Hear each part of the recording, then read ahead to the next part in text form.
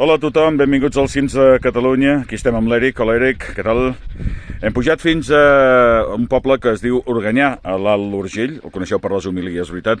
També és un poble preciós que el tenim just aquí baix d'aquest cim que hem fet en el dia d'avui. Fígols està just també en aquest costat. Avui hem vingut a fer el cim de l'ermita de Santa Fe. Aquí la tenim, Santa Fe de Montseny.